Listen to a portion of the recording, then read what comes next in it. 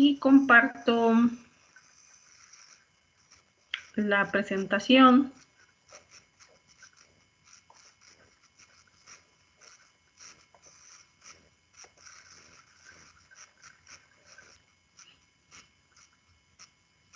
Entonces, estamos en la unidad 2, es la replicación del DNA, y el tema es Escherichia coli como modelo de replicación en procariontes. Como les decía, el contenido de este tema es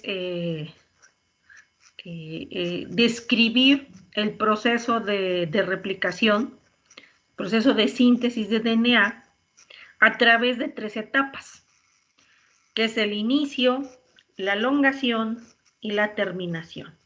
Entonces, a través de ir enlistando los procesos moleculares que se llevan a cabo en estas 3 etapas, inicio, elongación y terminación, recorreremos el proceso por el cual el DNA se replica.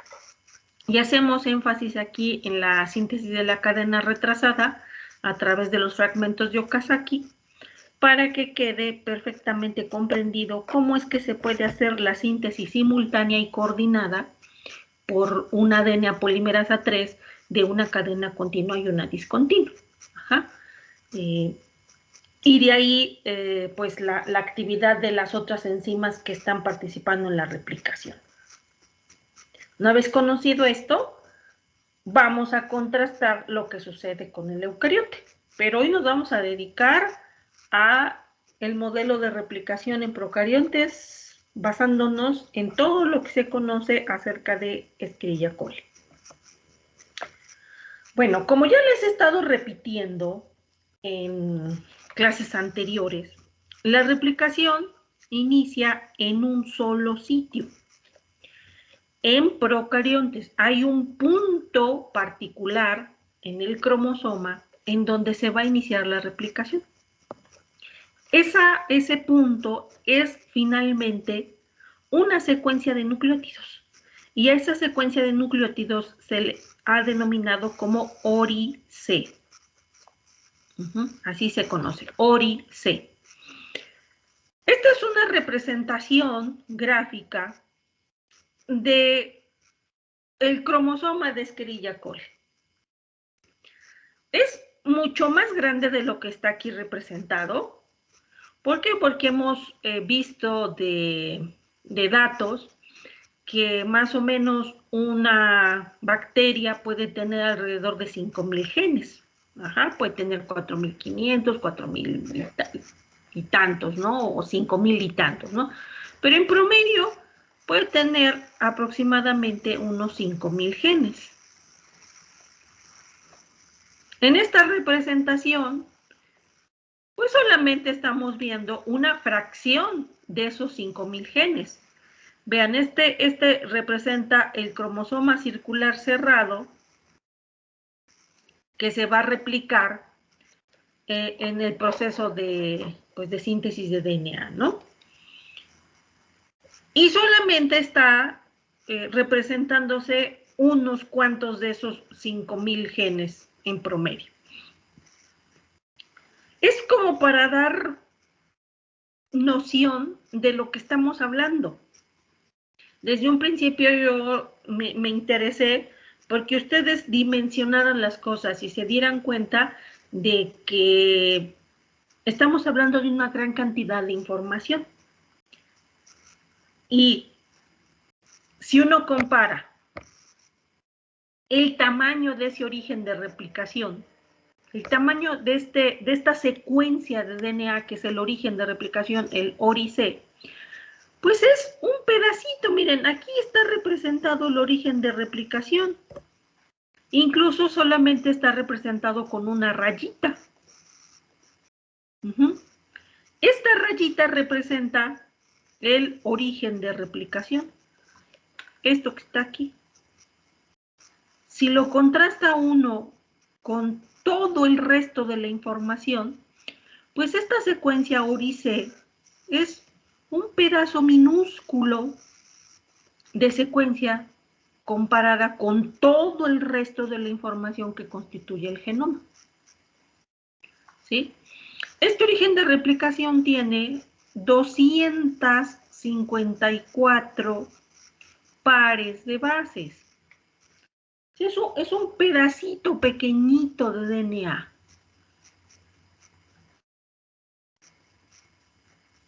Y es el sitio en donde tiene que iniciar la replicación. No inicia en otro lugar más que en el ORI-C. Y como es un pedacito pequeñitito de nucleótidos, pues se imaginan localizarlo dentro del mar de información en el que está inmerso. Son muchos genes, son 5,000 genes.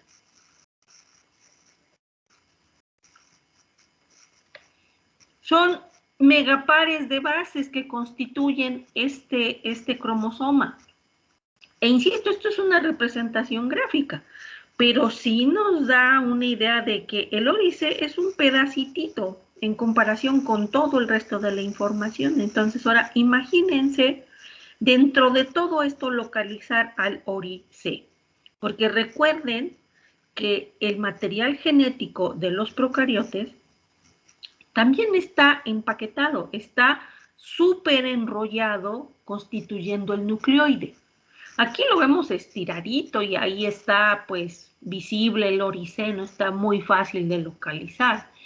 Pero la realidad en una cuestión fisiológica, en las bacterias, pues el cromosoma está súper enrollado formando esta estructura conocida como nucleoide.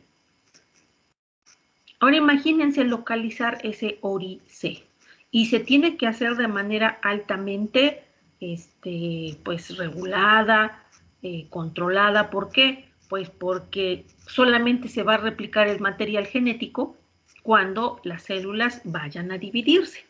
Si las células no se dividen, pues el material genético no tiene por qué replicarse. Solamente se va a replicar cuando hay división celular. Obviamente las bacterias tienen sus mecanismos, su mecanismo de división celular, que es una división celular directa conocida como fisión binaria. Bueno, pero entonces esto nos plantea esta pregunta, ¿cómo se va a identificar el origen de replicación? Porque para iniciar la replicación se debe de identificar a dónde está ese origen de replicación, porque la replicación no inicia en cualquier punto del cromosoma, tiene que iniciar aquí, exactamente en el ORI-C. Entonces, para dar inicio a la replicación, tiene que identificarse a dónde está ese ORI-C.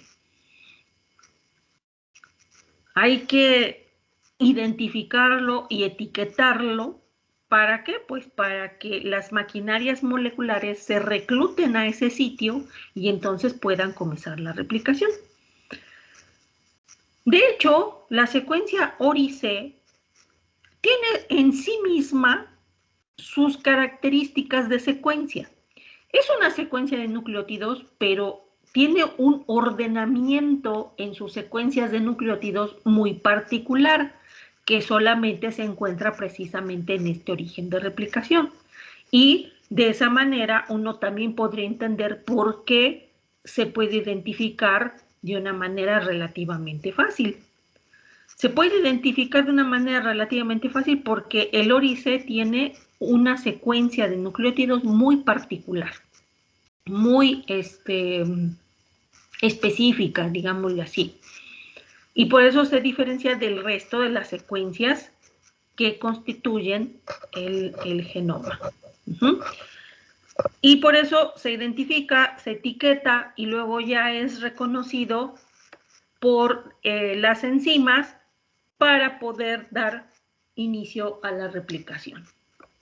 De hecho, este mecanismo que involucra el reconocimiento del ORI-C y el etiquetamiento del ORI-C son eventos que transcurren en el inicio de la replicación.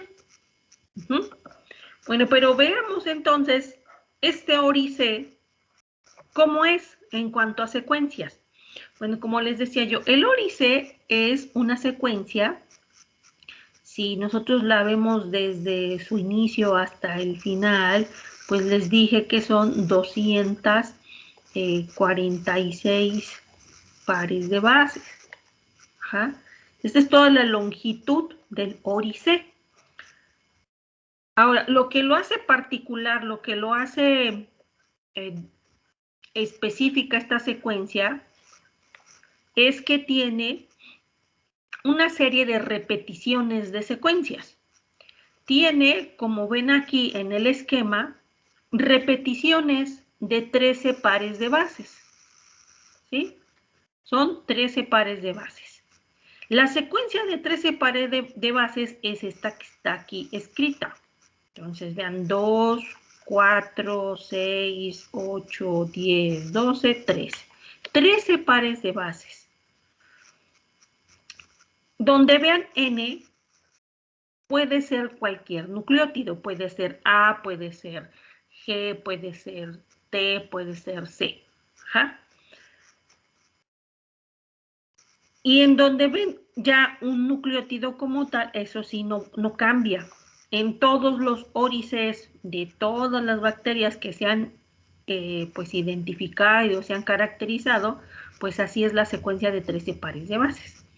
Entonces, esta secuencia de 13 pares de bases, pongan atención en esta, que es el GATC. Esto es un segmento de esta secuencia de 13 pares de bases relevante. Ahora, estas secuencias de 13 pares de bases se encuentran ordenadas en un arreglo que se le conoce como arreglo en tándem. ¿Qué cosa es eso de arreglo en tándem? Significa que las secuencias están una detrás de otra, como lo ven en la ilustración. Esta es una secuencia G, A, T, C, T, N, T, T, N, T, T, T, T. Inmediatamente de esta T, en donde termina esta secuencia de 13 pares de bases, inmediatamente está otra de 13 pares de bases. Entonces sería G, A, T, C, T, N, T, T, N y las 4 T's. E inmediatamente viene la tercera secuencia de 13 pares de bases. G, A, T, C, T, N y T, T, N y otras 4 T's. Entonces aquí tenemos 1, 2 y 3 repeticiones de las secuencias de 13 pares de bases en un arreglo en tándem. Entonces, esto que yo les escribí en secuencia es esto. Esto es el esquemita, lo que está indicando.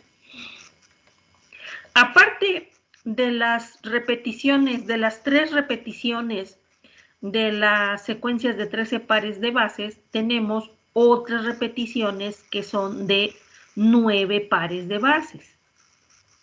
¿Cuál es la secuencia? Aquí está la secuencia consenso. TT, ATCC, ACA. Pero estas no están en arreglo en tándem, sino que se encuentran a lo largo de la secuencia del órice. Y tenemos 1, 2, 3 y 4 repeticiones de 9 pares de bases, con una secuencia altamente conservada.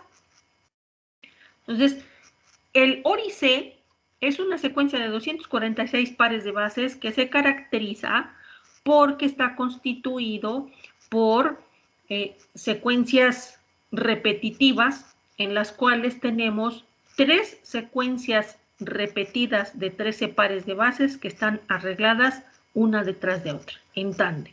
Y luego tenemos un arreglo de 4 secuencias repetidas de 9 pares de bases que están a lo largo de la secuencia del órice. Ahora, esta secuencia tiene que ser reconocida. De hecho, aquí arriba pueden ver el nombre de la proteína que reconoce estas secuencias. Y es la proteína DNAA. Esta proteína se encarga de reconocer las secuencias de 9 pares de bases y al unirse se va uniendo de manera cooperativa.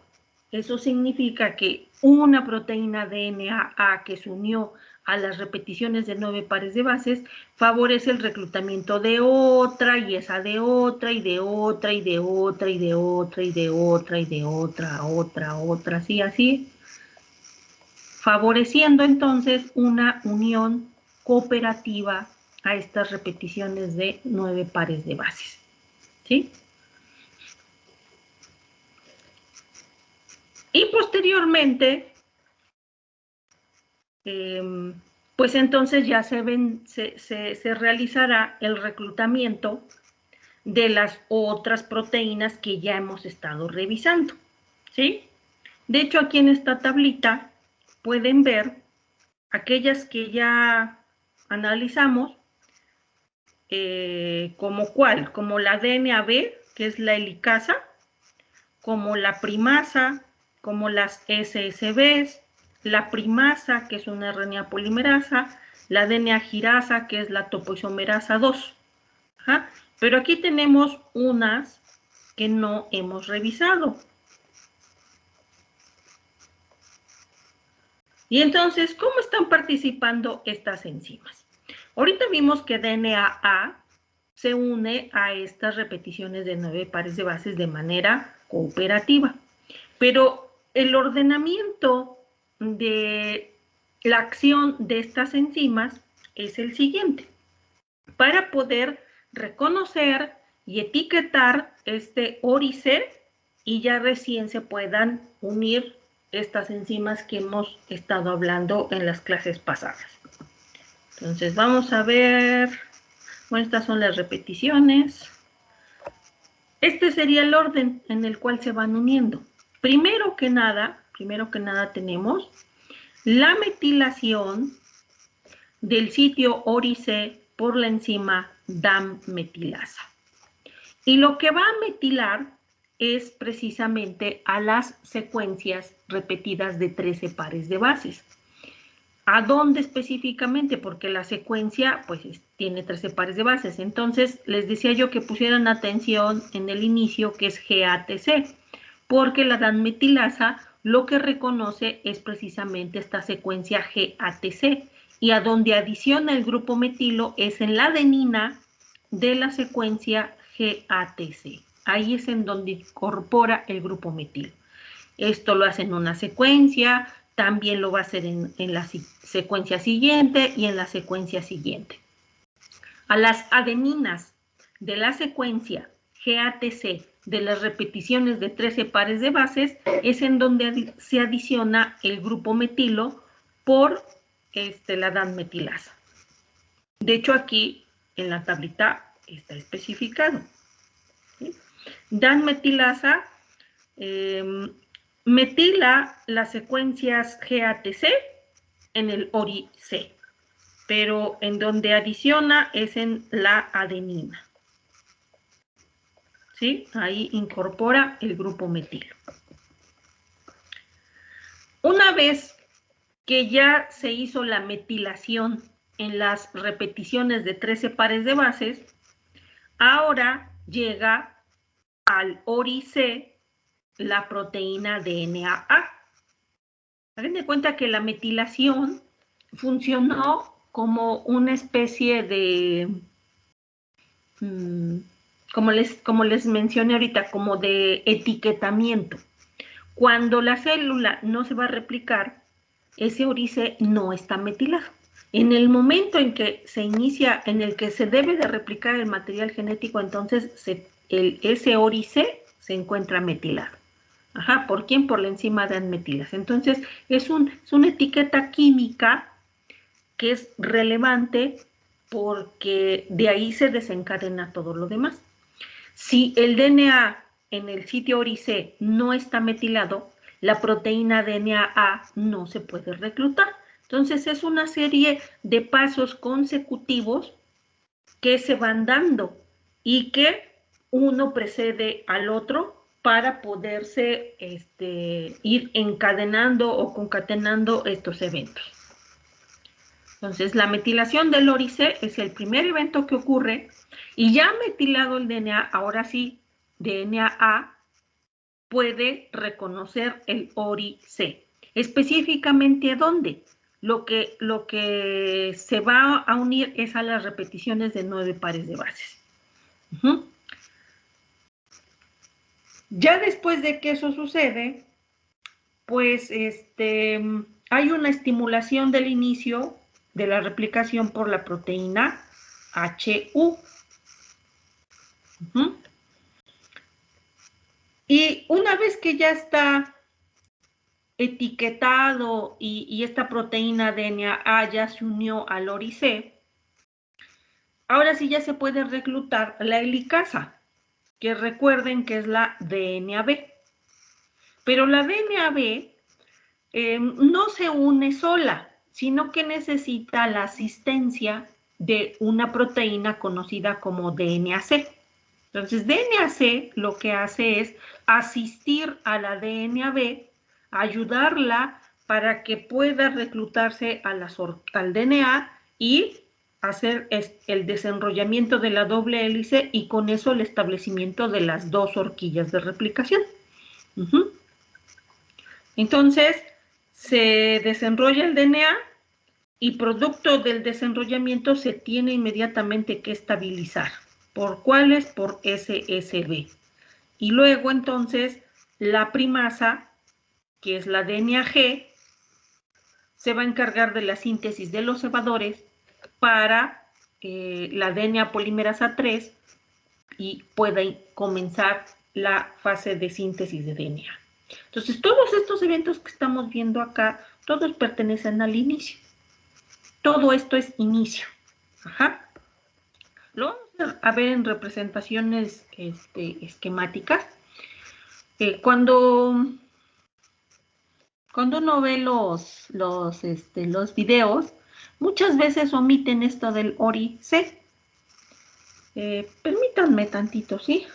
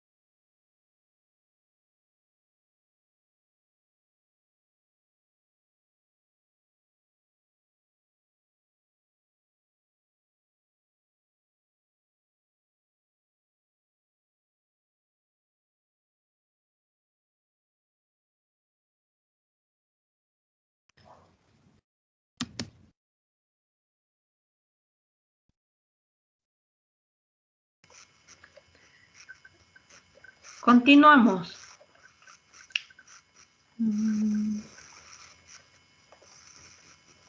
Le estaba yo comentando que muchos de los videos o animaciones de replicación casi no ve uno ahí esta parte del ORI-C y de la acción de las proteínas DAN metilasa, DNA-A, HU. Las animaciones van hacia la actividad de la holoenzima DNA polimerasa 3 y cómo hace la síntesis de la cadena continua y de la cadena discontinua. Entonces, por eso esto es relevante que lo entendamos para que no quede ese hueco en la información. Bueno, entonces estamos en el inicio y este ORI-C con sus secuencias características tiene que ser etiquetado primero. Entonces, ¿quién lo etiqueta? Lo etiqueta la DAN metilasa. Esta DAN metilasa en las repeticiones de 13 pares de bases adiciona grupos metilo.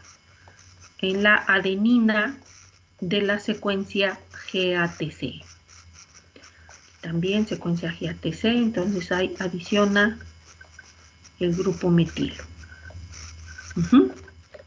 Una vez que esto sucede, ahora la proteína DNAA reconoce a ese ORI-C en las repeticiones de 9 pares de bases. Y vean cómo se asocia y se va enrollando en el propio DNA. Pero vean que estas son las repeticiones de 9 pares de bases. Estas son las de 13. Entonces se forma un complejo entre el ORI-C y la proteína DNAA.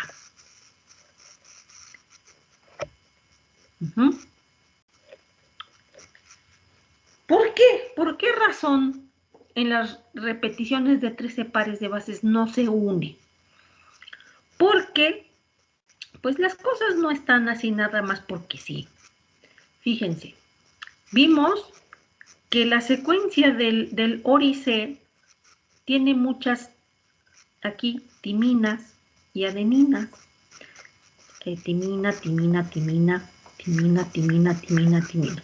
Y si uno escribe la secuencia complementaria de DNA, porque el DNA está en cadena doble, entonces debería ser citosina, timina, adenina, guanina, adenina, pues cualquier nucleótido, adenina, adenina, cualquier nucleótido, adenina, adenina, adenina, adenina. Entonces, estas secuencias de 13 pares de bases están muy enriquecidas en apareamientos timina-adenina o adenina-timina.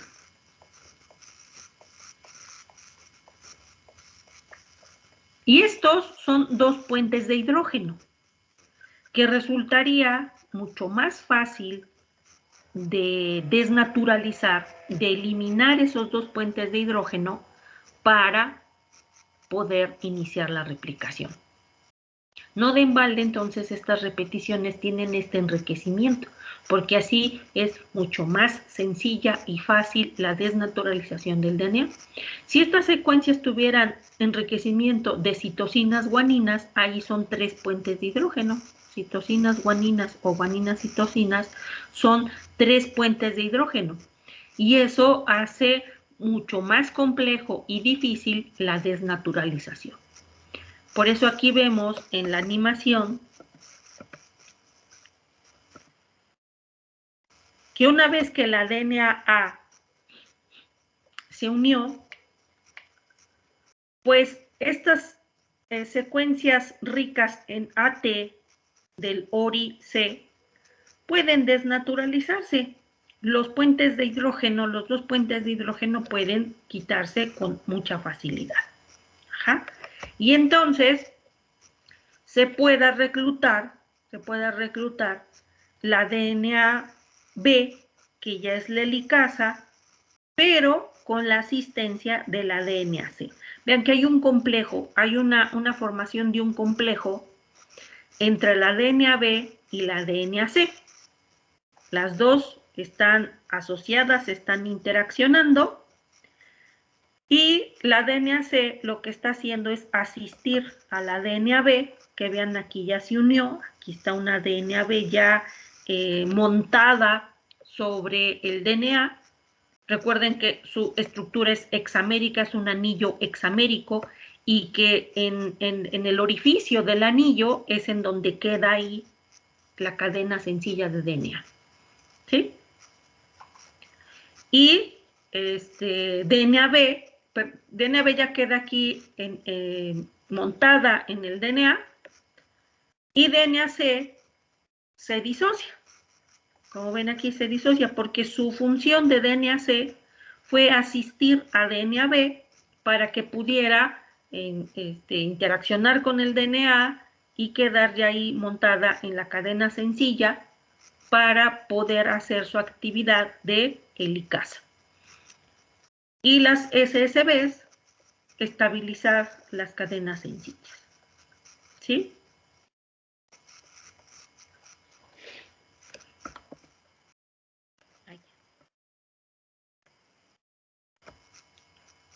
¿A dónde está aquí la acción de la proteína HU? Bueno, pues la acción de esta proteína HU está aquí precisamente. HU es una proteína que estimula el inicio. ¿Por qué? Porque lo que hace es hacer un desenrollamiento ligero al inicio. Ajá, entonces, parte de esta desnaturalización inicial y local, así muy pequeñita esta desnaturalización, es realizada porque DNA se está uniendo y está torsionando a la molécula. ¿Ven cómo el DNA se está torsionando? Entonces esto favorece una desnaturalización. Pero también la proteína HU estimula el inicio porque hace también un desenrollamiento local y con este desenrollamiento local es que ya puede unirse la DNAB. Y la DNAB es la helicasa que entonces va a actuar a lo largo ya de la replicación. ¿Sí? Esto va a ser nada más en el inicio y ya después estas DNABs son las encargadas ya de, durante toda la replicación del material genético, hacer la desnaturalización. De hecho, en una representación un poquito más real, así se ve la unión, por ejemplo, de DNA-A. Aquí se ve como si fuera como una pelota, algo así, pero en realidad lo que se forma es una estructura en espiral, como lo es aquí en esta imagen. Nuevamente aquí está representado el Orice, con sus secuencias repetitivas de 13 pares de bases y de 9 pares de bases. ¿Ok? Y luego aquí tenemos, no está representado la actividad de Dan-metilasa, pero recuerden que primero es metilación de las secuencias GATC por Dan-metilasa. Y luego ya que se metilaron, entonces ahora sí, viene esta proteína DNA-A que se va a unir de manera cooperativa a las repeticiones de 9 pares de bases. Y esta unión de DNA-A es dependiente de ATP. Vean que se forma el complejo ATP-DNA-A. Y entonces se va uniendo sobre la molécula de DNA y vean que forma esta estructura helicoidal. Y al ir enrollándose así sobre el DNA, este es el desenrollamiento local a nivel de ¿qué? A nivel de las 13 pares de bases porque son ricas en adeninas timinas. Entonces, este desenrollamiento local en las 13 pares de bases es por el enrollamiento de DNA-A y por la participación de la proteína HU. HU, entonces, estimula el inicio porque también favorece al desenrollamiento local de las secuencias de 13 pares de bases del ORI-C. Una vez que ya tenemos un desenrollamiento inicial, esto favorece el reclutamiento de la DNA-B, pero DNA-B viene acompañada por DNA-C. Y entonces DNA-C asiste a que las DNA-Bs queden ensambladas y asociadas a la cadena sencilla de DNA, una en cada cadena. ¿Por qué? Porque con esto se van a establecer las dos horquillas de replicación que se van a mover de manera bidireccional y en sentido opuesto. Entonces aquí esto ya va a ser una horquilla de replicación y esta ya es la otra horquilla de replicación.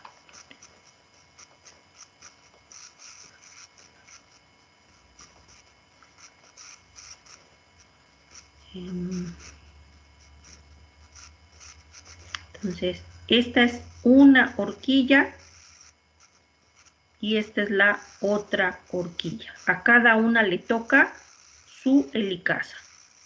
Una horquilla se va a mover en una dirección y la otra horquilla se va a mover en dirección opuesta. Porque recuerden que la replicación es bidireccional.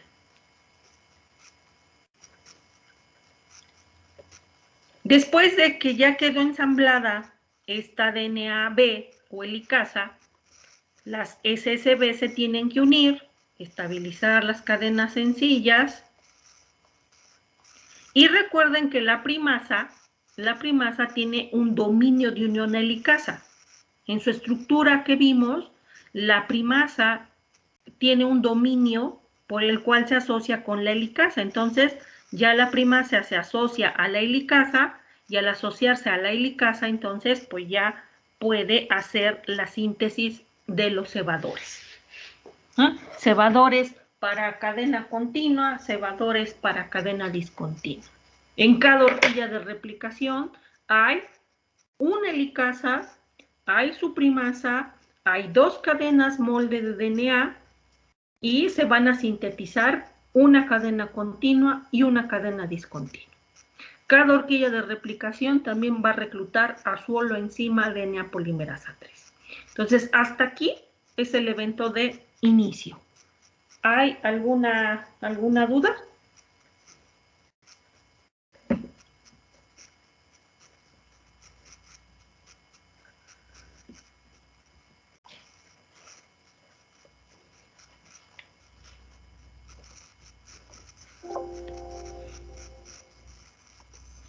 Creo que no.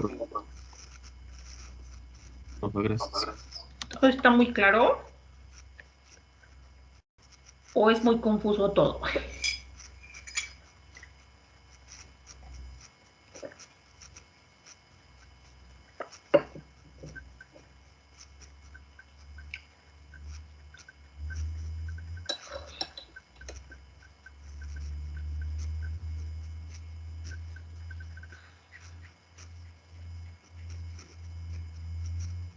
Bueno, pues vamos a continuarle entonces. Me parece que no tienen dudas o preguntas.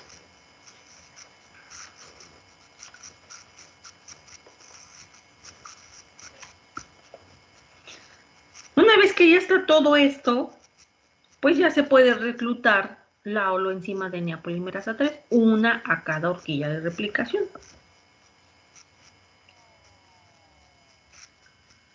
Y entonces, como ya están los cebadores, como ya está sintetizado el cebador, entonces la holoenzima toma a ese cebador y lo extiende.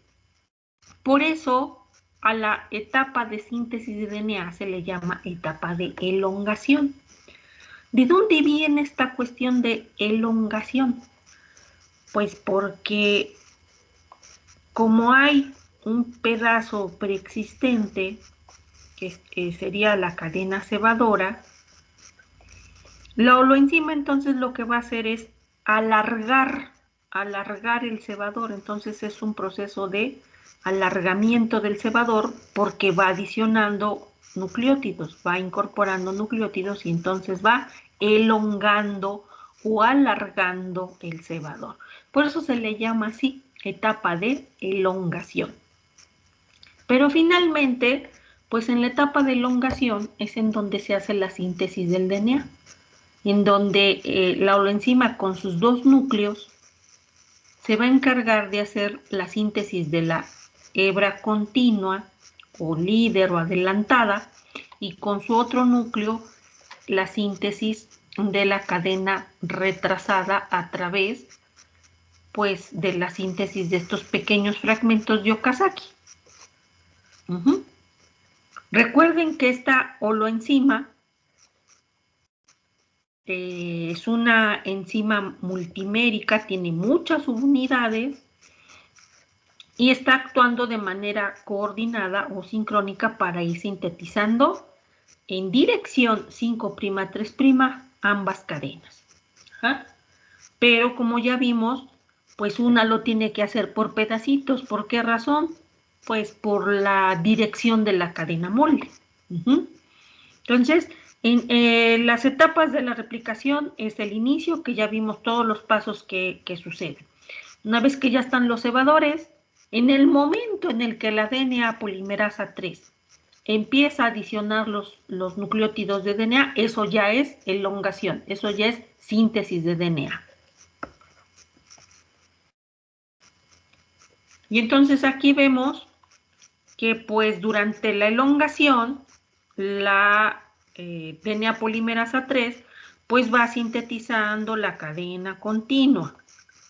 Esto tiene que ser un movimiento sincrónico, simultáneo, en el que mientras va avanzando y sintetizando la holoenzima, mientras esta va adicionando nucleótidos, y recuerden la velocidad, esto es bien importante, que nos tardamos en explicarlo mucho y en comprenderlo también, pero si uno reflexiona en cómo está trabajando la holoenzima y la velocidad con la que está adicionando los nucleótidos, adicionándolos y corrigiendo, porque acuérdense que es adición y corrección, adición, corrección, adición, corrección. Ajá. Entonces, está adicionando de 250.000 nucleótidos por segundo. Esto significa que todas las demás enzimas tienen que estar trabajando también a esa velocidad, a ese ritmo de síntesis de DNA. ¿Por qué? Porque se va moviendo súper rapidísimo la holoenzima y por lo tanto la helicasa, la DNA B, tiene que ir también avanzando súper rápido, desnaturalizando el DNA. Y como va desnaturalizando el DNA, recuerden que se forman anudaciones, que se forma sobreenrollamiento o superenrollamiento positivo. Entonces la helicasa, la topoisomerasa 2, que es la DNA girasa, tiene que ir también haciendo su trabajo y desenrollando, desanudando el DNA para que este proceso no se detenga y se mantenga esa velocidad de polimerización. Y también, pues la primasa tiene que ir sintetizando sus cebadores para todos los fragmentos de Okazaki. La primasa en la cadena continua nada más sintetizó uno y ya, de ahí se elonga y hasta que se detenga. Pero en el caso de los fragmentos de Okazaki no, porque aquí cada fragmento de Okazaki requerirá de la síntesis de un cebador. ¿Por qué? Porque el fragmento tiene pues un tamaño determinado, tiene 1000 nucleótidos, entonces inicia su síntesis y termina. Y síntesis de un cebador, inicia y termina, y otro cebador, y así, así, así sucesivamente, hasta que se termine el proceso de replicación. ¿Ok? Entonces, la horquilla de replicación se va a mover en una dirección y tiene que ir, tienen que estar coordinadas todas estas enzimas para que se vaya desnaturalizando el DNA, la topoisomerasa vaya relajando, vaya quitando superenrollamientos positivos y convirtiéndolos a negativos, la primasa sintetizando cebadores, las SSBs asociándose y disociándose, asociando para estabilizar la cadena sencilla y disociándose cuando ya la holoenzima esté adicionando nucleótidos. Y la holoenzima sintetizando a gran velocidad, pues la cadena continua o adelantada y la cadena discontinua o retrasada.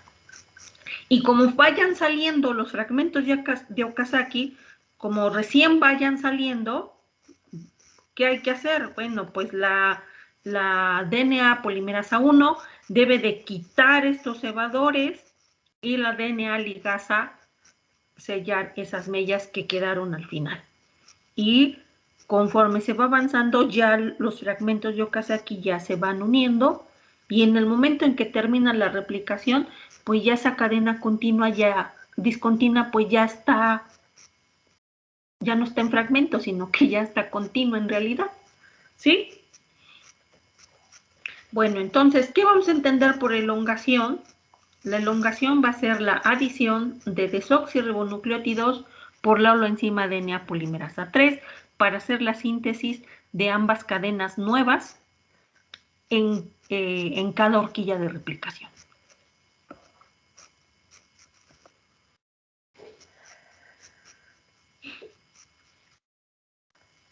Bueno, entonces a toda esta maquinaria toda esta maquinaria que está actuando se le ha dado el nombre del replisoma, porque involucra esta actividad sincronizada de varias enzimas, ¿no? De la helicasa, de la DNA polimerasa 3, de la primasa, que constituirían a lo que se le denomina como el replisoma.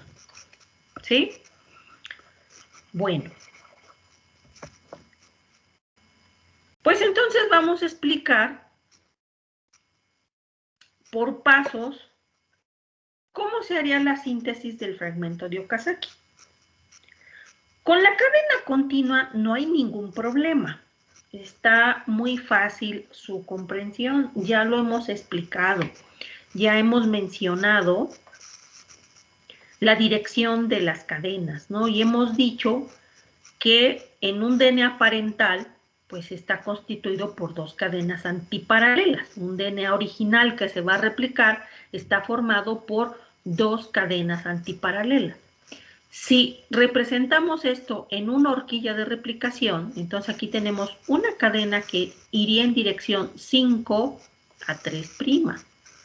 Por lo tanto, su cadena complementaria original tiene que ir de 3 a 5.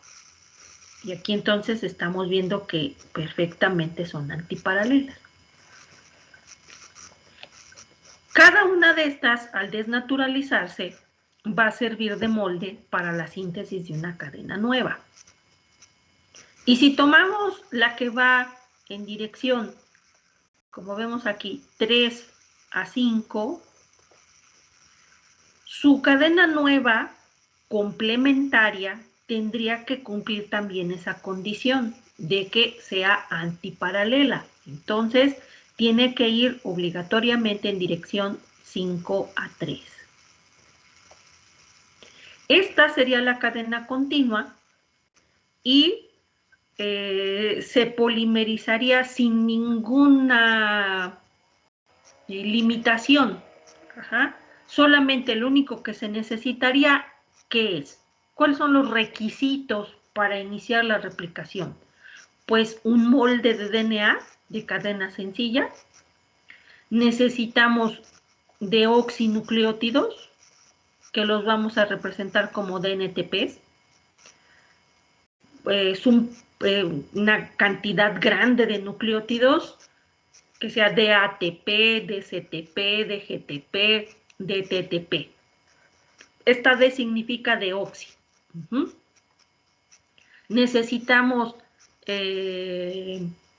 las enzimas, la DNA polimerasa 3, y para el funcionamiento de la holoenzima, recuerden que en el núcleo hay magnesio, hay iones metálicos. En la subunidad catalítica, que es la subunidad alfa, debe de haber iones magnesios para que estabilicen las cargas y entonces se pueda catalizar la reacción de formación de enlace fosfodiéster. Y necesitamos también la presencia de la cadena cebadora. Con eso, pues ya se inicia la síntesis de DNA. Y con la cadena continua, pues nada más es elongar el cebador, hacer la síntesis, la extensión, y va avanzando porque lleva la dirección de polimerización de la DNA polimerasa 3. Y de cualquier DNA polimerasa siempre van a sintetizar en dirección 5 a 3. Pero ¿qué pasa con la cadena que tiene la dirección? Entonces, si la representamos así, como lo hemos hecho en las horquillas de replicación, la que va en dirección 5 a 3. Si una cadena nueva se va a sintetizar a partir de esta, tomando la información, tendría que ir de 3 a 5. Y para que fuera moviendo la síntesis del DNA como se mueve la horquilla de replicación, resulta imposible que así se haga la síntesis, porque las RNAs polimerasas no pueden sintetizar en esa dirección, no sintetizan en dirección 3 a 5, sintetizan de 5 a 3. Entonces, por eso se hace esta síntesis de pequeñ'os fragmentos que van de 5 a 3, que van en dirección 5 a 3'. Y para eso, entonces, se llevan a cabo estos eventos. Vamos a explicarlo como si iniciáramos en un momento particular en el que se está sintetizando el DNA, ¿no? Entonces, este va a ser el momento 1. En ese momento 1, las enzimas están funcionando a gran velocidad. La helicasa está abriendo el DNA, la topoisomerasa lo está desenrollando, las SSB están estabilizando cadenas sencillas, las primasas están sintetizando cebadores y los núcleos de la holoenzima también están polimerizando. Entonces aquí vemos que en un momento 1 las enzimas están actuando, están funcionando, están realizando cada una su trabajo.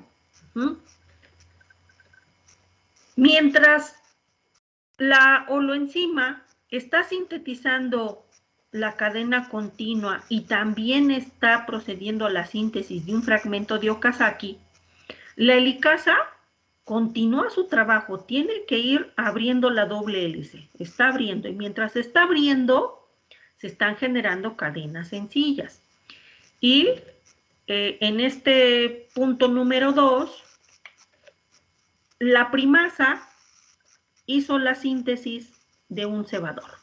Aquí está un cebador, ¿sí? A ese cebador se le van a unir estas subunidades beta-clam. Acuérdense que son las subunidades beta-abrazadera y que estas abrazan el DNA y no lo sueltan. Es como un anillo de seguridad que una vez que se cierra, ahí permanece unido. Como un broche de seguridad. Pero estas subunidades beta-abrazadera se están uniendo, ¿a dónde? Se están uniendo sujetando a la cadena molde y al pequeño cebador que está aquí sintetizado. Esto está apareado, ¿sí? O sea, si uno representara aquí el cebador, está apareado con el DNA. Esto es RNA, pero también se están formando puentes de hidrógeno. Eso significa que también aquí hay reglas de apareamiento, ¿no? Si en el DNA hay citosina, aquí en el cebador también se unió una guanina, pero obviamente este va a ser con nucleótidos de RNA y estos de DNA, ¿no? Si aquí hay una adenina, bueno, aquí no se va a unir una timina, aquí es un uracilo. Si aquí hay una timina, aquí hay una adenina, y si aquí hay una guanina, pues aquí una citosina. Entonces, también aquí hay reglas de apareamiento. No crean que la secuencia del RNA es, pues quién sabe, ¿no? La secuencia del cebador tiene que ser una secuencia que se vaya adicionando, pero de manera complementaria a la secuencia de DNA. Bueno, entonces las subunidades beta-abrazadera se unen al cebador. Se unen al cebador que está apareado con el DNA.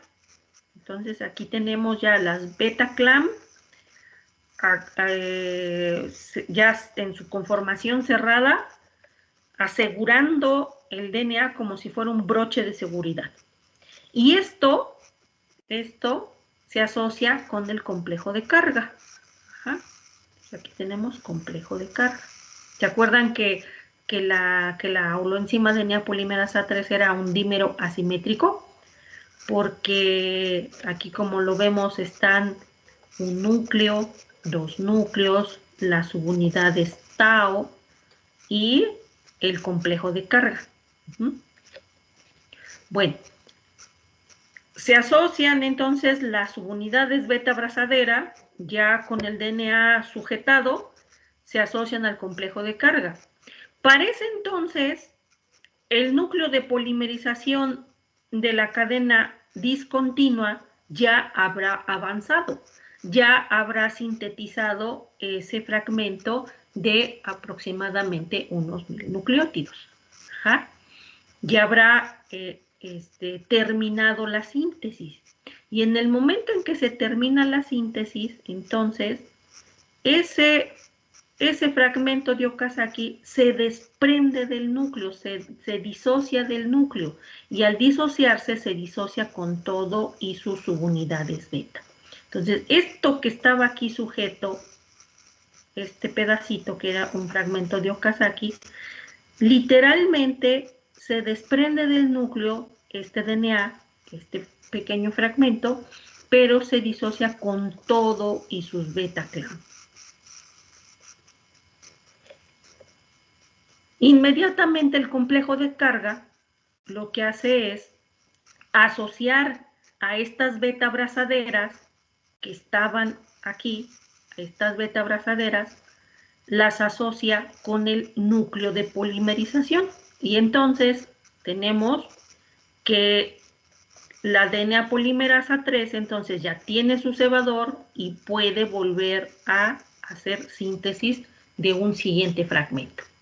Y entonces regresaríamos a la situación inicial 1, en donde se está polimerizando el DNA, la helicasa está abriendo, la topoisomerasa está aliviando tensiones estructurales, la primasa está sintetizando el cebador, luego se avanza en la se sigue avanzando en la polimerización, las subunidades beta abrazadera se unen al DNA y al cebador recién sintetizado. Se termina la síntesis del fragmento de Okazaki, se desprende del núcleo y se desprende con todos sus beta clan, y luego el complejo de carga asocia a las subunidades beta al núcleo de polimerización y se continúa con la síntesis del siguiente fragmento de Okazaki. Entonces, esta sería una actividad pues cíclica, en la cual se tendrá que hacer cuantas veces sea necesario, cuantos fragmentos de Okazaki se tengan que sintetizar. Este proceso se tiene que estar dando de manera continua. Ajá. Yo se los puse aquí escrito para que tengan la información. Entonces dice, los núcleos de polimerización están sintetizando la cadena continua y un fragmento de Okazaki de manera simultánea, están al mismo tiempo trabajando los dos núcleos. Al mismo tiempo que se está polimerizando, la helicasa tiene que estar desenrollando el DNA. Las SSBs tienen que estar estabilizando las cadenas sencillas. Y las topoisomerasas tienen que estar aliviando tensiones estructurales. Luego, aquí en esta animación pareciera que la primasa como que aparece nomás de la nada, ¿no? Pero en realidad la primasa siempre está asociada a la helicasa. No es que se disocie y se asocie, se asocia y se disocie, no, siempre está ahí asociada a la helicasa. Entonces, conforme va avanzando la helicasa, la primasa sintetiza un cebador de RNA. Ahí está el cebador. Luego, las subunidades beta abrazadera se unen al molde de DNA y al cebador recién sintetizado. Y este complejo se asocia al complejo de carga. Luego, como todo esto está ocurriendo a gran velocidad, mientras estaba sintetizando el cebador, mientras estaba asociando las unidades beta, la la holoenzima continuaba su proceso de polimerización y se termina la síntesis de un fragmento de Okazaki, el cual se desprende con sus subunidades beta. Y luego ya el complejo de carga incorpora esas nuevas subunidades beta al núcleo de polimerización para que se continúe con la síntesis del siguiente fragmento de Okazaki. Y regresamos al punto número 1. Y así sucesivamente, todo el tiempo, todo el tiempo, todo el tiempo, todo el tiempo, hasta que pues se termine la replicación. ¿Sí? En el video que yo les puse, ahí se ve esta actividad en la síntesis de los fragmentos de Okazaki.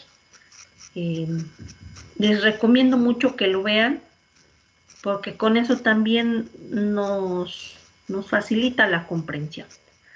Pero ahorita, ¿tienen alguna duda?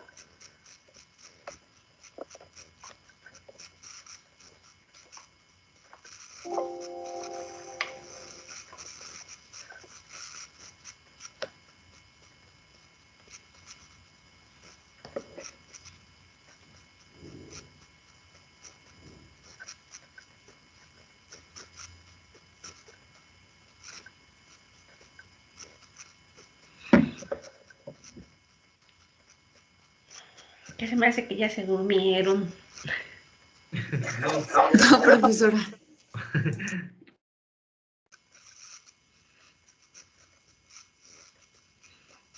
Bueno.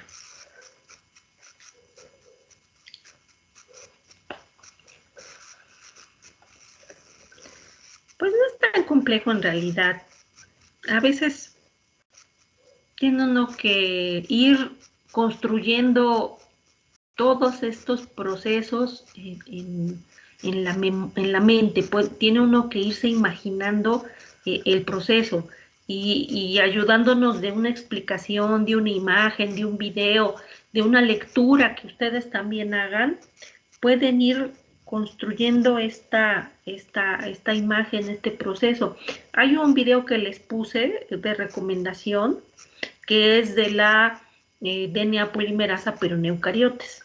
Y ahí se ve cómo van entrando los nucleótidos y me gustó ese video porque se ve que entran a una velocidad impresionante, o sea, entran y salen así como que súper rapidísimo y eso que en realidad no está representando la realidad.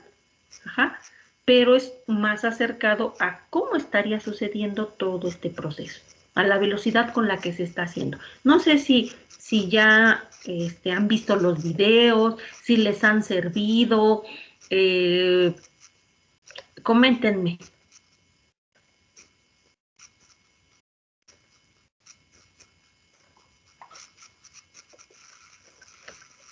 Yo no los he visto, por favor, porque se me olvida y a veces no tengo tiempo, pero voy a procurar verlos en estos días.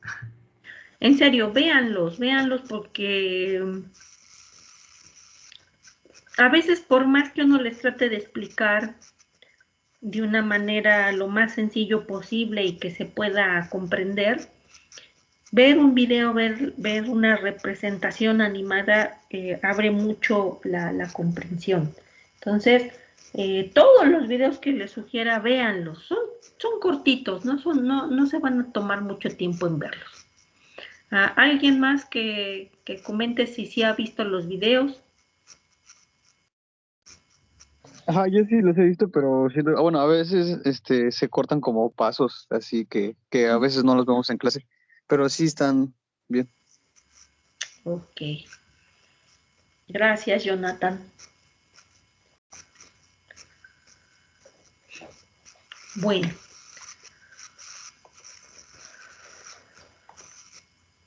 Pues entonces tenemos una imagen en donde vemos ya todas las enzimas involucradas en una horquilla de replicación. Tenemos a la helicasa que vean que está en este orificio es en donde entra la cadena sencilla, y al ir hidrolizando ATP, esta es como que si fuera así como girando sobre la cadena, va como girando sobre la cadena sencilla, y al ir girando va cambiando de forma porque va hidrolizando el ATP, y al ir hidrolizando ATP, pues vean cómo se va abriendo los puentes de hidrógeno y se va desnaturalizando el DNA. Genera tensión estructural, pero esto es resuelto por la girasa, por la topoisomerasa 2, que alivia las tensiones estructurales, convirtiendo superenrollamientos positivos en negativos. Luego, las cadenas sencillas, aquí están estabilizadas por las SSBs. Todas estas son SSBs.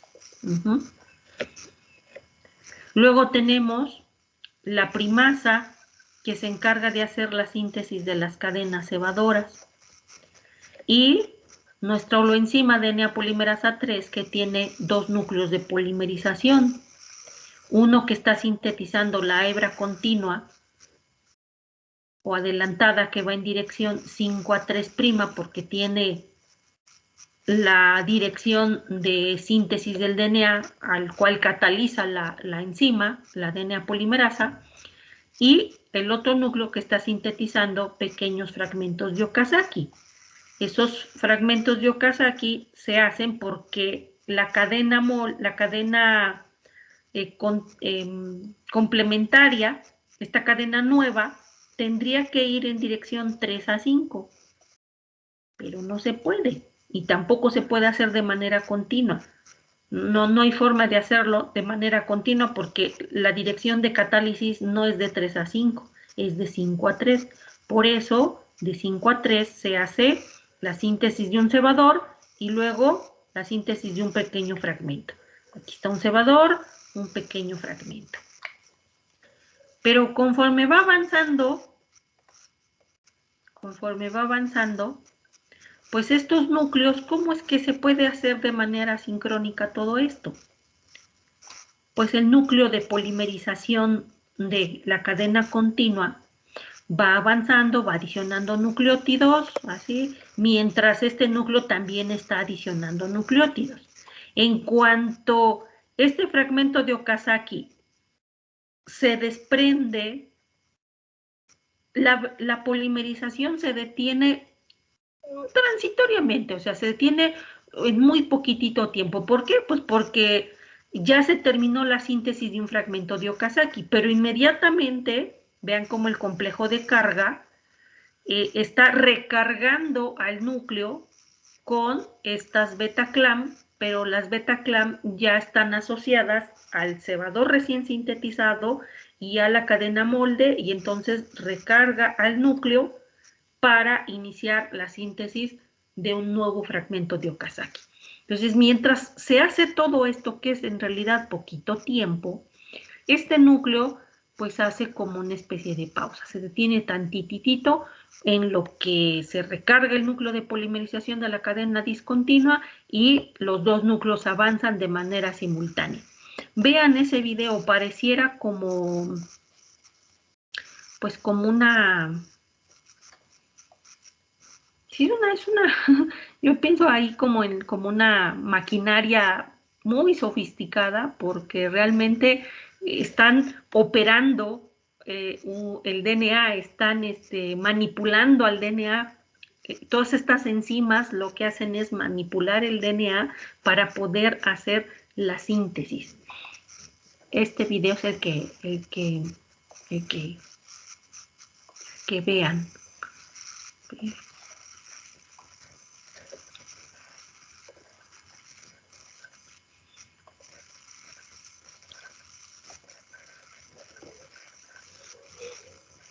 Esto está muy esquemático. Ahí están los dos núcleos y se ve cómo está la helicasa, la topoisomerasa, cómo se van adicionando los nucleótidos. Pero este que está aquí, es impresionante cómo funciona la holoenzima. Es de eucariotas. Ajá. pero es muy bonito cómo se ve, cómo se va, al decir operando es como operar una maquinaria, como un operador de maquinaria. Por eso dije, están operando el DNA, no porque hagan disección del mismo, sino que están funcionando como una especie de maquinaria que están manejando el DNA para poder hacer su replicación. ¿Sí? Se los recomiendo mucho. Bueno, y entonces cuando van saliendo los fragmentos de Okazaki, pues ya vemos a nuestra DNA polimerasa 1, que ya sabemos que quita el cebador, pero cuando quita el cebador, pues queda un enlace fosfodiéster sin formar, que finalmente va a ser sellado por la DNA ligasa. Y los fragmentos de Okazaki ya quedan continuos. Y así tendría que suceder toda la etapa de elongación. En toda la etapa de elongación es toda la síntesis del DNA por ambas horquillas de replicación. ¿Sí? Entonces tenemos un cromosoma circular cerrado que inició la replicación en un punto y entonces ahí se desnaturalizó el DNA, se formaron dos horquillas de replicación, una y dos horquillas de replicación, que se van moviendo en dirección contraria, porque la replicación es bidireccional. Entonces va a llegar un momento en el cual se tengan que encontrar. Tiene que llegar un momento en el que se dé fin a la replicación, se termine la replicación. ¿Sí?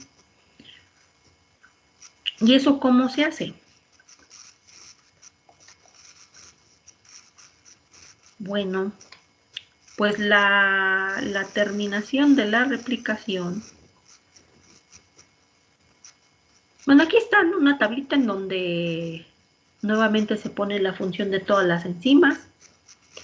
Ahora sí, la terminación de la replicación se hace a través de secuencias de terminación.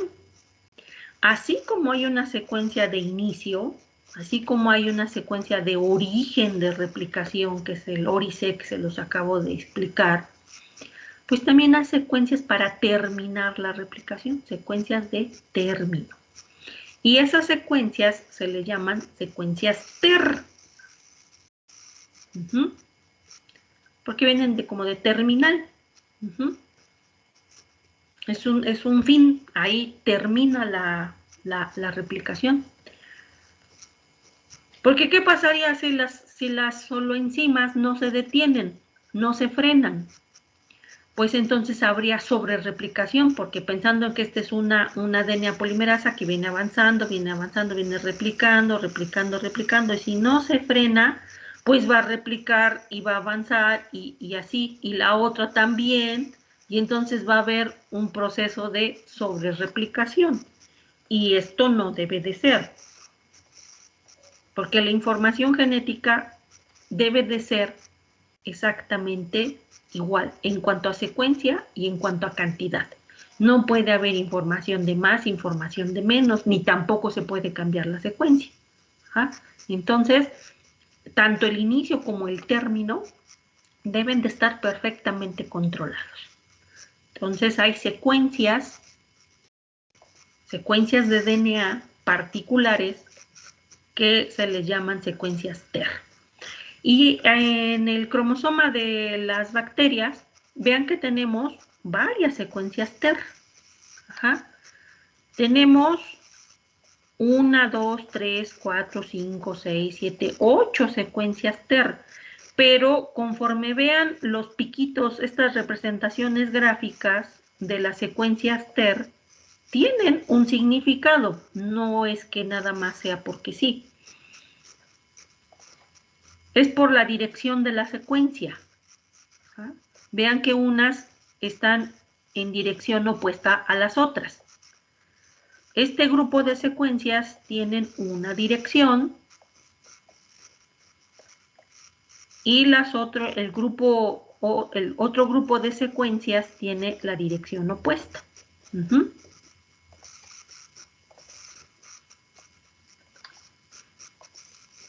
¿Y esto por qué es importante? Es importante, ay no, era en rojo, porque estas secuencias TER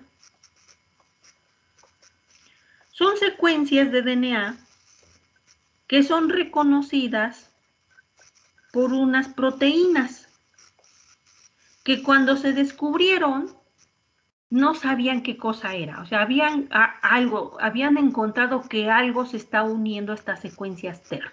Y entonces le pusieron que era la sustancia de unión a la terminal. Sustancia de unión a la terminal. Entonces, después ya se dieron cuenta que esto eran unas proteínas. Entonces, para terminar la replicación, se forman complejos TER-TUS. TER es la secuencia de DNA. Esto es el DNA, la secuencia terminal. Y TUS es la proteína que se une a la secuencia TER. ¿Sí? Y por eso son los complejos TER-TUS. Y lo que están haciendo esos complejos TER-TUS es prácticamente frenar a la DNA polimerasa 3. Estas enzimas, estas solo enzimas, vienen polimerizando, pero súper velozmente. Ya dijimos eso mucho, ¿no? Vienen avanzando a una gran velocidad. ¿Y por qué creen que hay muchas secuencias de estas TER y por lo tanto proteínas que se van a unir? Muchas TUS. ¿Por qué hay? ¿Por qué eso? Pues porque prácticamente funcionan como topes para ir frenando la velocidad de polimerización y al ir pasando por estos complejos, finalmente va a detenerse la horquilla de replicación. Yo siempre que pienso en esto, siempre me imagino como que la holoenzima va por una autopista a gran velocidad, a 200 kilómetros por hora o más, avanzando, polimerizando velozmente y de repente una zona de topes. ¿Qué tiene que hacer un coche que se encuentra en esa situación? Tiene que disminuir la velocidad. Y al disminuir la velocidad, pues llega un momento en el que pues frena su actividad y bueno, el coche no se detiene, pero aquí en este caso, pues esto es más o menos lo mismo, ¿no? La holoenzima DNA polimerasa 3 es como si fuera un automóvil a alta velocidad que va polimerizando y en cuanto pasa estos complejos TER-TUS, son como topes, barreras, frenos, que lo que hacen es ir pausando, ir deteniendo la velocidad de polimerización hasta que completamente queda detenida la holoenzima. Pero ¿cómo funciona aquí? Funciona en que las secuencias TER que tienen la misma dirección del movimiento de la horquilla no sirven como frenos o como trampas, sino son las que tienen las secuencias contrarias. Entonces, por ejemplo, aquí, para esta horquilla de replicación, vamos a ponerle la horquilla de replicación 1. Viene polimerizando, avanzando, y estos complejos TER-TUS los pasa como si nada, pero aquí ya vean que esta secuencia TER-C ya tiene la secuencia contraria al movimiento de la horquilla. Entonces, este primer tope ya la va frenando hasta que se detiene aquí. ¿Sí?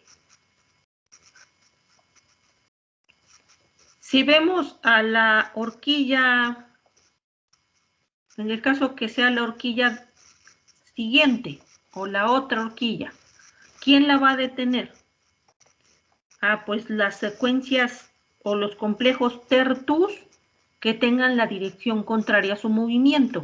Supongamos que esta es la otra horquilla, viene polimerizando, avanzando, avanzando, avanzando. Estos topes los va a pasar como si nada, porque tienen la misma dirección, y quienes lo van a detener son estos que están acá, porque tienen la dirección contraria. Entonces, los complejos tertus finalmente son como trampas, que aquí lo que van a hacer es detener a la holoenzima DNA polimerasa 3, y ahí ya quedó completamente frenada, y ya no va a continuar la polimerización.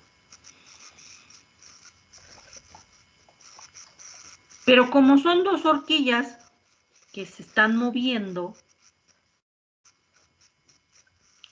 la velocidad de cada horquilla puede ser diferente una de otra. Entonces vamos a poner que esta sea la horquilla, pusimos que esta es la horquilla 1 y la horquilla 2. Quien llegue primero, quien sea la horquilla más veloz, pues va a encontrar sus frenos, sus trampas, y se va a detener. Imaginemos que la horquilla 2 venía mucho más rápido, viene avanzando, sintetizando, polimerizando, y entonces ya encontró sus frenos o sus trampas, y aquí ya se detuvo, y ya se quedó parada por los complejos tertus. Luego, entonces, la siguiente horquilla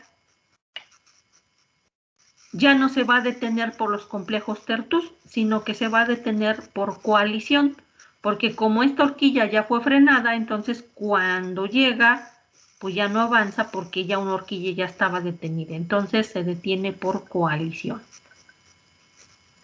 Pero si al contrario, la horquilla 1 es la que venía más veloz, horquilla 1 viene más veloz, viene avanzando, avanzando, avanzando, encuentra sus trampas y se detiene.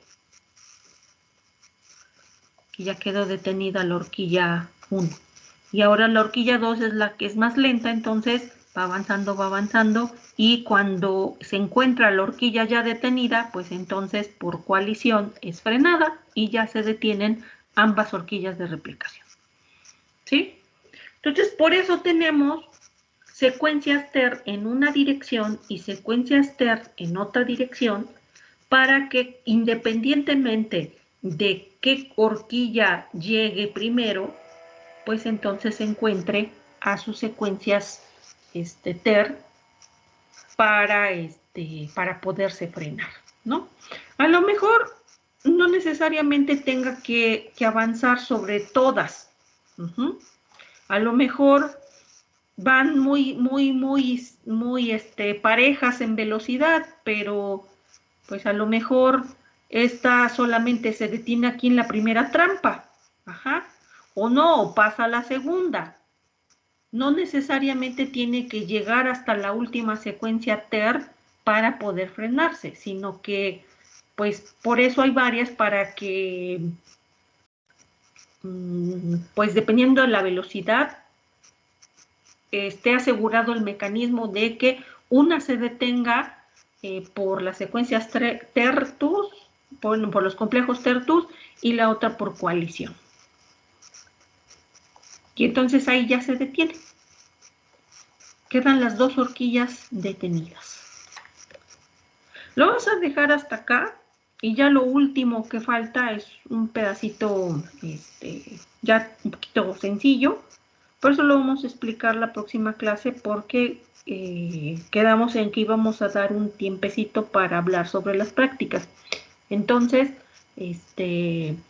ya por lo menos tenemos una idea de los eventos de inicio que involucrarían la metilación del ORI-C, la unión de la proteína DNA-A, el desenrollamiento local de las 13 pares de las 13 pares de bases, la acción estimulante de la proteína HU, el montaje del ADN AB por asistencia del ADN AC, estabilización de cadenas sencillas y síntesis de cebadores por DNAG, que es la primasa. Todo eso es inicio. Luego se recluta la holoenzima DNA polimerasa 3 y empieza a adicionar desoxinucleótidos. Eso ya es etapa de elongación. ahí ya se sintetiza una cadena continua en dirección 5', 3' y una cadena discontinua a través de pequeños fragmentos que se le llaman fragmentos de Okazaki, todos actuando de manera sincrónica y simultánea. Las horquillas avanzan polimerizando el DNA de manera bidireccional y en el momento en que se topan con complejos tertus, estos funcionan como trampas para detener la horquilla de replicación, frenar su velocidad de polimerización y dar pues fin al proceso de replicación. ¿Sí? Todavía nos falta ver un último evento en la terminación, pero como les digo, lo vamos a ver la próxima clase.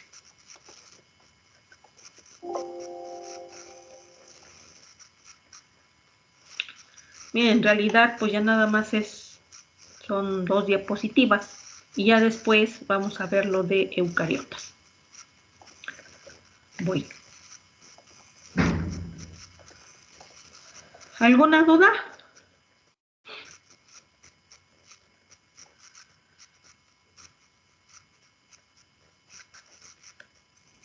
No, profe. ¿No? Bueno, entonces, pues vamos a hablar de las prácticas de laboratorio.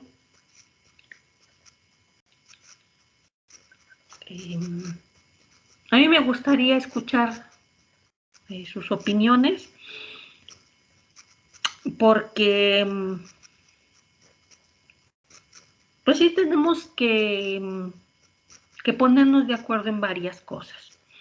La primera que tenemos que ponernos de acuerdo es más o menos cuándo ya empezaríamos a hacer las prácticas de laboratorio. Ustedes ya respondieron quiénes van a asistir, quiénes no van a asistir a las prácticas, pero sí necesitamos estar de acuerdo en eso, porque hay alumnos foráneos y porque también de manera personal yo necesito poner a varias cosas en el laboratorio, ordenar varias cosas como para poder ya dar inicio a las prácticas presenciales, ¿no? Entonces, mi idea era que empecemos en marzo. En este periodo de febrero da tiempo a que pueda yo ordenar varias cosas, a que también ustedes, los que son foráneos, se preparen por si van a venir y puedan tener las mejores condiciones para asistir a las prácticas. Entonces, ¿qué opinan acerca de este punto?